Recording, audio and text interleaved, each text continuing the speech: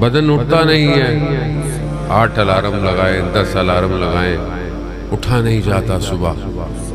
کیوں نہیں اٹھا جاتا؟ کیونکہ بدن ذکر کی حالت میں نہیں ہے، بدن غافل ہے۔ ہمارے یہاں تو سحر کا ٹائم صرف رمضان میں ہوتا ہے، کیونکہ سحری کھانی ہوتی ہے، ویسے ہمیں پتہ ہی نہیں سحر بھی ہوتی ہے۔ سحر کا ٹائم فجر سے پہلے کا ٹائم سحر کا ٹائم ہے، اور وہ وقت ایسا ہے کہ عرفاء کہتے ہیں کہ سب کچھ اسی وقت میں حاصل ہوتا ہے، کیونکہ ہمیں ظاہر علم نہیں ہے، ہم ایک تو دیکھ نہیں سکتے اس طرح چیزوں کو، ورنہ کوئی بھی عارف، کوئی بھی ولی سحر کے ٹائم پر سوتا نہیں ہے۔ اور سردیوں میں جہاں لمبی لمبی راتیں ہوں تو سردیوں کی راتیں تو عرفاء کے لیے بہار کی راتیں ہیں، کیونکہ ان کو بہت زیادہ وقت ملتا ہے۔ وہ بھی سحر کے وقت میں خاص لذت ہے۔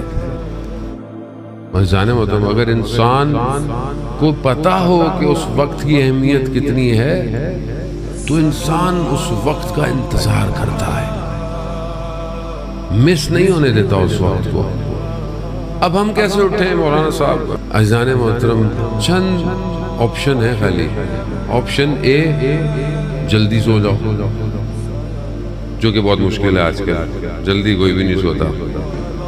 آپشن بی، رات کو کھانا کم کھاؤ، یہ بھی ہم نہیں کر سکتے، رات ہی کو تو مولانا صاحب کھانا ملتا ہے صحیح طرح، اس کو بھی کون چھوڑے۔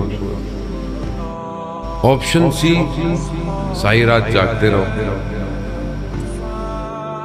یہ بھی مولانا صاحب نہیں ہوتا، کیونکہ ہم کوشش تو کرتے ہیں پوری رات جاگیں، فجر سے پہلے آنکھ لگ جاتی ہے، فجر سے پہلے سو جاتا ہے، ساری رات باہر بیٹھیں گے 1-2 بجے تک گھومے پھریں گے، پر آئیں گے۔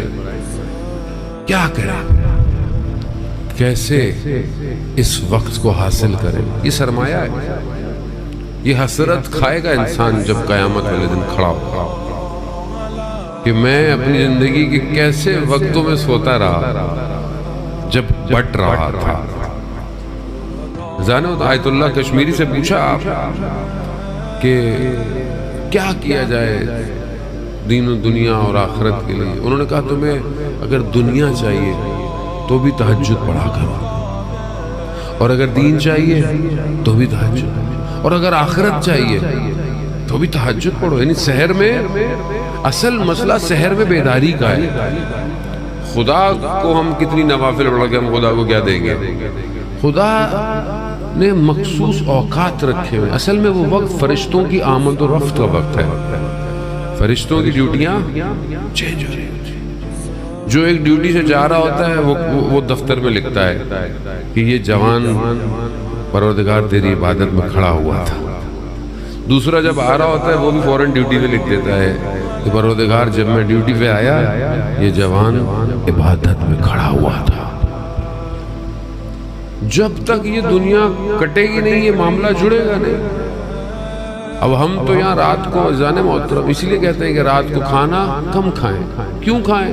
تاکہ بدن آسانی سے اٹھ سکے۔ ویسے جو ڈاکٹر کہتے ہیں، جو کہ بہرحال ہم بھی کوشش کرتے ہیں لیکن زندگی میں بہت کم ہی ہوا کہ ہم نے بھی ڈاکٹر کی سنی ہو، ڈاکٹر کہتے صحیح ہیں، اتباع کیا کہتے ہیں کہ 10 بجے سے لے کر رات 2 بجے کا ٹائم ہے صحیح سونے کا، کیونکہ جو آپ کھاتے ہیں یہ ٹائم ہوتا ہے جو باڈی انزائم پروڈیوس کرتی ہے اور آپ فریش ہو سکتے ہیں، بیماریاں دور ہو سکتی ہیں۔ اب ہم سب، میں آپ کو تو نہیں کہوں گا، بیمار ہیں، کبھی یہ پرابلم کبھی وہ، کیونکہ مسئلہ کیا ہے کہ جو الہی سسٹم اللہ نے دیا ہے، اللہ نے رات کو آرام کے لیے قرار دیا ہے، لیکن ہم رات کو آرام، اب آپ دیکھیں ہم فریش نہیں ہیں، ہمیں بیماریاں ہیں، ہمیں مشکلات ہیں۔ اس کی وجہ کیا ہے؟ اس کی وجہ یہی ہے کہ ہم اس نظام کو اس طرح اپلائی نہیں کرتے۔ اگر انسان صحیح سوئے تو آپ دیکھیں خود فجر میں اٹھتا ہے۔ کم سونا، کم کھانا، کم بولنا، یہ 3 راز ہیں۔ اگر انسان چاہتا ہے کہ عرش کے راز اس کے اوپر کھلے تو ہمارے مرشد بھی کہتے تھے کہ اس شکم کو دنیا کی غلاظت سے مت بھرو، ورنہ تمہیں آسمانوں کے راز آشکار نہیں ہوں گے۔